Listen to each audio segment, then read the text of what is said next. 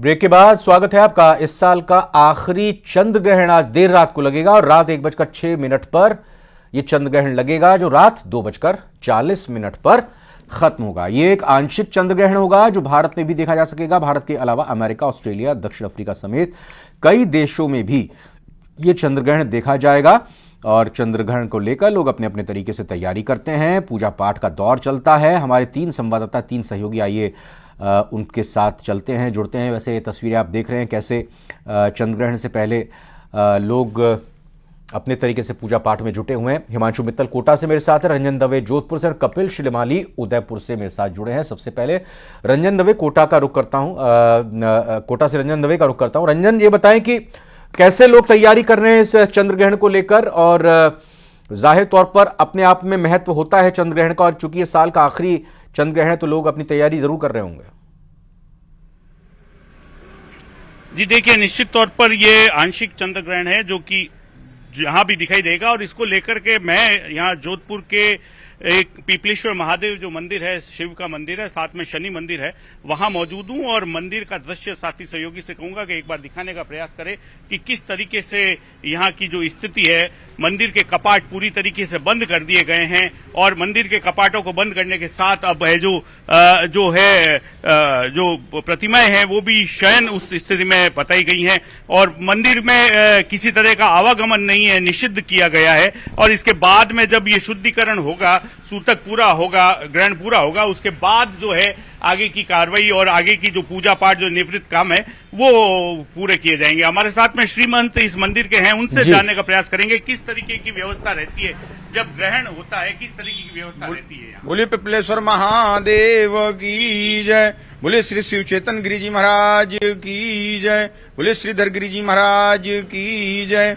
जैसे कि इस समय सूतक प्रारंभ हो चुका है और महादेव के कपाट जो है बंद कर दिए गए हैं और ये रात्रि 1:05 से ग्रहण काल प्रारंभ होगा और 1:44 से मध्य समय होगा, जो ग्रहण काल का समय 2:23 तक रहेगा।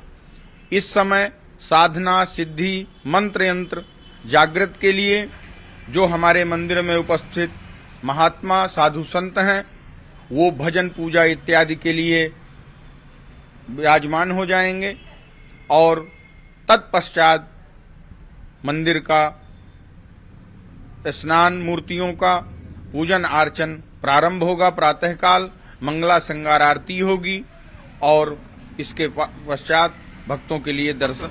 रंजन दवे जोधपुर से जानकारी दी। मैं हिमांशु मित्तल का भी कोटा में रुख करता हूं। हिमांशु, ये बताएं कि आम लोगों में क्या जिज्ञासाएं आज के चंद्र ग्रहण को लेकर और क्या तैयारियां?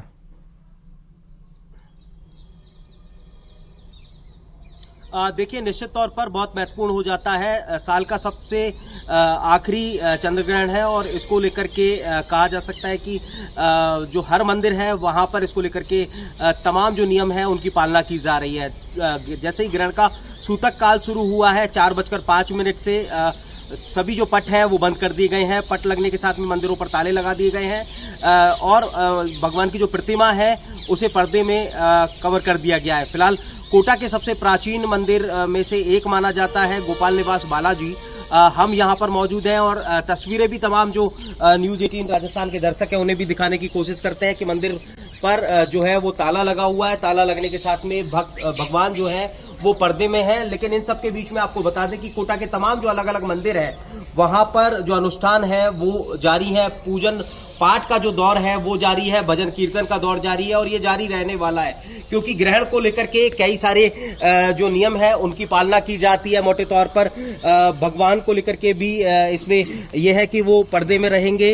खाने पीने को लेकर के भी कई सारे जो नियम है वो है। मेरे साथ में इस मंदिर से जुड़े हुए जो महंत हैं वो भी यहाँ पर मौजूद है। किस तरह से बालाजी की सेवा पूजा चल रही है, यहाँ पर गणेश भगवान का मंदिर भी है, किस तरह से आप लोग यहाँ पर आज पूजन अर्चन करने वाले, क्योंकि सूतक काल लग चुका है। अभी शाम को 8 बजे से यहाँ पर कीर्तन है और कल सवेरे 5 बजे महाआरती है। भगवान की सूतक होने का मंदिर की साफ सफाई होगी, सारा काम होगा, भगवान शुद्धिकरण वापस होगा, उसके बाद भगवान का पूजन किया जाएगा।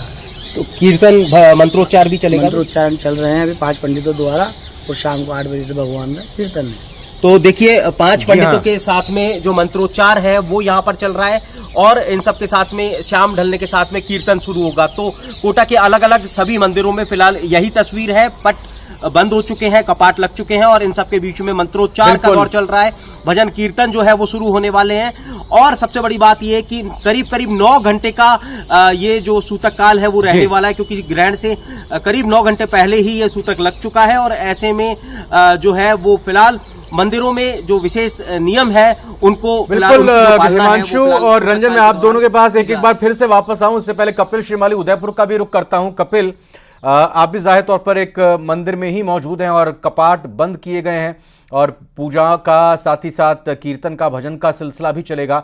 अगर वहां कोई महंत पुरोहित हैं तो उनसे जानने की कोशिश कीजिए कि आम लोग जो घर पर हैं उनको किस तरह से अपने घर के मंदिर में या अपने लिए इस चंद्र ग्रहण के लिए तैयारी करनी चाहिए।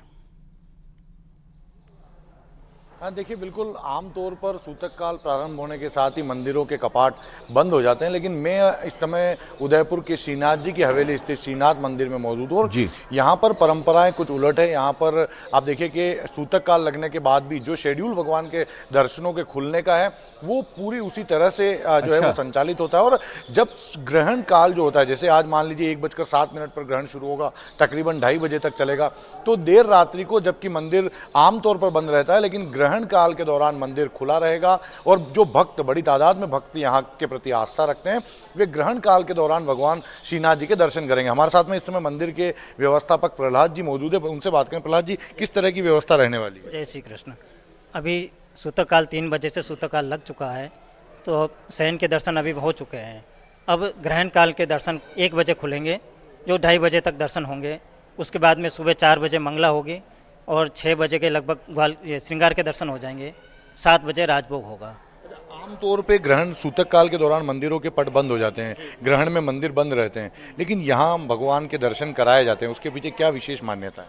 इसमें आदि देवी काल में यह जो ग्रहण काल जो है ये एक मान लीला के रूप में माना जाता है। और ऐसे देखें तो आदि देवी काल में राहु जो होता है वो सूर्य और चंद्र पर अमावस्या और पूर्णिमा को आक्रमण करता है। तो उसी बात में आदि भौतिक काल में इसको एक भौगोलिक घटना माना है, लेकिन आदि देवी काल में इसको एक मान लीला के रूप में माना जाता है। तो इस समय ठाकुर जी के ऊपर कुछ भार रहता है, इस वजह से सभी वैष्णव वगैरह भजन करते हैं, भक्ति करते हैं, दान पुण्य करते हैं कि ये संकट की घड़ी टल जाए। देखिए, यहाँ विशेष मान्यता है और ग्रहण काल के दौरान आप देखिए कि बड़ी तादाद में भक्त मंदिर में पहुंचते हैं, जो कि तकरीबन 1.5 घंटे का समय ग्रहण काल का अर्धरात्रि के बाद में रहेगा। उस समय भी यहाँ बड़ी तादाद में भक्त पहुंचेंगे और उदयपुर का एकमात्र मंदिर होगा जो कि ये खुला हुआ होगा रात को, जहां पर भक्त आएंगे और भगवान के दर्शन कर बिल्कुल। सकेंगे। रंजन, आपके साथ अगर पंडित जी मौजूद हैं तो जानने की कोशिश कीजिएगा कि आम लोगों को किस तरह से एहतियात बरतनी है, या क्या फिर वो इस चंद्र ग्रहण के दौरान कर सकते हैं, अपने घर पर क्या उपाय कर सकते हैं, किस तरह के मंत्रों के जाप कर सकते हैं जिससे उनके परिवार में, उनके रिश्तेदारों में, उनके आसपास इलाकों में सुख समृद्धि कायम रहे। क्या निश्चितता रहती है और क्या कुछ होना चाहिए? इस समय सूतक काल में बालक, वृद्ध, रोगी, इनके लिए जो है निषेध नहीं है। ये लोग कुछ भी ग्रहण कर सकते हैं, लेकिन अगर हो सके लोगों से तो इस समय जल भी नहीं ग्रहण करना चाहिए ग्रहण काल में। और सूतक के, जैसे हमारे यहाँ संत महात्मा हैं, अब सूतक के समय से ही वो अन्न जल का परित्याग कर देंगे।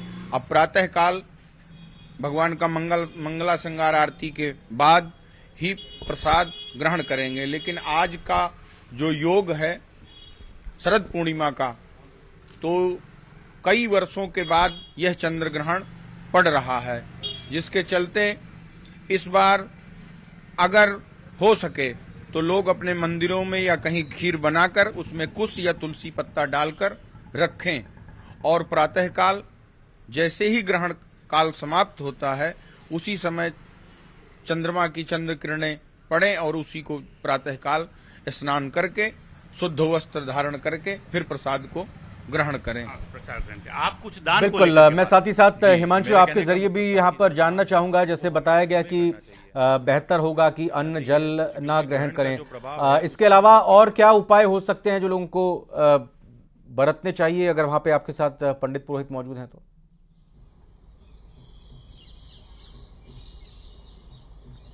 देखिए फिलहाल जो महंत हमारे साथ में जुड़े थे उन्होंने बताया कि विशेष मंत्रोच्चार चल रहा है। ऐसे में मंत्रोच्चार के लिए पंडित जी चले गए हैं, लेकिन जी। तस्वीरें तमाम दर्शकों को दिखाते हुए हम बताना चाहेंगे कि तमाम जो मंदिर हैं वहां पर ग्रहण के सूतक काल लगने के साथ में ग्रहण को लेकर के जो नियम है उनकी पालना की जा रही है। जैसे कि अभी फिलहाल जोधपुर से रंजन बता रहे थे कि आज मोटे तौर पर शरद पूर्णिमा का पर्व भी है, तो शरद पूर्णिमा के दिन विशेष तौर पर तो देखिए ये बिल्कुल सनातन की जो परंपरा है वो भी अपने आप में अद्भुत है। एक बार जरा कपिल श्रीमाली का भी थोड़ा सा 15 सेकंड के लिए रुक कर लेता हूं, क्योंकि यहाँ बाकी मंदिर के तो कपाट बंद हैं और कपिल ने श्रीनाथ जी के बारे में एक अलग ही और बड़ी रोचक बात बताई।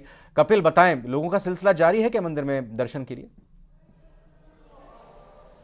देखिए, यहाँ दर्शनों के शेड्यूल के अनुसार जो है वो समय के शेड्यूल के अनुसार दर्शन कराए जाते हैं। और कुछ देर पहले ही, चाहे वो सूतक काल चल रहा हो, लेकिन जब शयन के दर्शन खुलने का समय हुआ तो भगवान श्रीनाथ जी के शयन के दर्शन खुले, बड़ी तादाद में भक्त पहुंचे और दर्शन किए। फिलहाल फिर से दर्शन बंद कर दिए, लेकिन रात को जब ग्रहण काल शुरू होगा तकरीबन 1:07 के आसपास, उस समय फिर से पट खुल जाएंगे, भगवान के दर्शन कराए जाएंगे, जो कि तकरीबन 2:30 बजे तक होंगे। और इस 1.5 घंटे के काल में बड़ी तादाद में भक्त भगवान बहुत बहुत धन्यवाद करूंगा कपिल आपका, रंजन आपका और हिमांशु आपका भी, और आपने जिन महंत पुरोहित पंडित जी से बात की उनका भी बहुत बहुत शुक्रिया। फिलहाल न्यूज़ 18 राजस्थान के इस बुलेटिन में अभी इतना ही।